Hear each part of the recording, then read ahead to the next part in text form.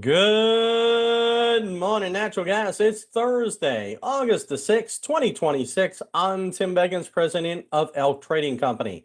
And for the spot September contract, we're down. We're currently trading at 264.20, down 4.6 cents or a little bit over 1.7%. Today is storage day. Expectations around 30 to 31 BCF injection. That goes up against last year's plus 13 and the 5-year average plus 23. So today should be a bearish storage report. And as a result, prices are down. Let's turn to the hourly chart. And as you can see, we're well below the daily pivot today, which came in at 268.5. We are below first support at 266.30. We're testing second support at 263.70 right now. And the RSI is still pointing lower. So our third support, 261.5. Let's take a look at the front to back spreads, and we're getting pulled down across the board. So therefore, the spread, the Jan versus the October spread, is down 3.1 cents today to 130 and 2 ticks. The RSI is pointing lower. This may be concerned still about Super El Nino and what the effect will be for this winter. Let's turn to the grid here, and this is the ERCOT grid. Right now, we're expecting over 87,000 megawatts for system-wide demand, and renewables have the potential to push in just about 43,000 megawatts into the grid. Right now, we are currently charging up the batteries. As you can see, they're down 5,401 megawatts. That's right, they're charging up, ready for this evening. And solar right now is over 23,000. Natural gas right there at 23,787. So natural gas and solar are taking up the slack right here. Let's turn to the national grid. PJM is going to be the hot spot here, and we have some warm weather up in the East Coast. So PJM, MISO here is also expected to be a little hot, but also NISO, New York State, New England here, this ISONE, excuse me, 131, possibly 143. And then, of course, this is Ontario here, about 153. So it is tilting toward the northeast today for power prices. And here's the 6 to 10 day temperature outlook. Again, here's that cooler temperature starting to push in here in the Great Lakes and New England, keeping everything to the south. The above normal temperatures are focused in on Texas, down toward Florida. Same thing here toward the 8 to 14 day temperature outlook. As we push into August 13th to the 19th, it is Texas to Florida. And as you can see, we're starting to see some hints that cooler temperatures are still coming in for the Great Lakes and New England. And let's turn to the extreme heat risk here. And as you can see right now, we've got extreme heat risk for 1.3 million people here. We are looking at the interior West, again, hot and dry, and some extreme temperatures here in Nevada, California here, Utah, Arizona border. And as you can push through the forecast here, that continues all the way through onto Sunday. And then we start seeing some relief here come Monday in the interior West here, but their warmer temperatures start going up the East Coast here around the Carolinas, all the way back up to New York City. And then that cooler temperature starts pushing in on August the 12th, containing the warmer temperatures just really to New Mexico all the way over to North Carolina.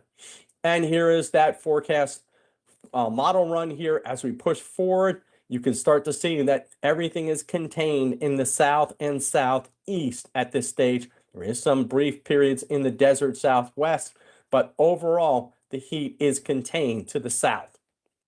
Let's take a look at Europe, and there is some relief coming up on the future here. We get some cooler temperatures right now, then it gets warm yet again on Sunday here, and then pushes into some really warm temperatures again on Tuesday, going into Wednesday, all the way out until basically the 18th here.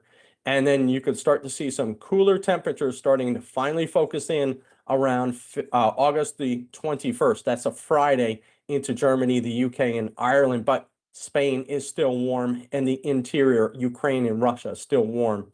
Let's take a look at storage, 57.9%. Folks, we've only got less than 3 months here to fill storage up or get to some close 75 to 80% full in the EU. We need at least that to get us through a decent winter. We don't know what's going to happen here, but there are some problems. Again, we are very, very low here. This is almost minimal levels here. And as you can see, we've got some problems. Even the big states here, Germany, the country, is below its minimal levels here for the last 10 years, I believe. And the same thing over in France. It's pretty low right there at the minimal level. So we've got some problems here. Storage needs to improve, but the front to back spreads aren't helping them, and they're getting priced out by Asia. Let's turn to that. This is the JKM versus the TTF here for September. And as you can see, it completely favors JKM. So spot LNG cargoes are still focused toward Asia. And let's take a look at Asia right now. And this is Typhoon Dolphin here. Let's push it back here for 1 second. But as you can see, it is coming in below Shanghai. Shanghai is around here. It is coming below Shanghai, but that rain is wrapped around to the north, so it is going to impact that major metropolitan area and then push up toward the capital city of Beijing. And let's take a look at Asia as a whole here. And we've got some cooler temperatures in eastern China at the moment, also in India here. Here's Typhoon Dolphin. You can see it start swirling out here, and it impacts right here north of Taiwan, south of Shanghai. This puts a lot of moisture. There's the cooler temperatures right there on Monday. So this is going to be good news for eastern China. It is going to be very, very wet, but cooler temperatures are coming in for eastern China, the Koreas, and Japan here until late in the forecast period. Let's take a look at LNG globally here, the Strait of Hormuz. Well, looks like everybody's queuing up outside of Abu Dhabi and Oman here, waiting to see if the straits open up this weekend. And what else is going on over at Ras Laffan? We've got one vessel loading up here.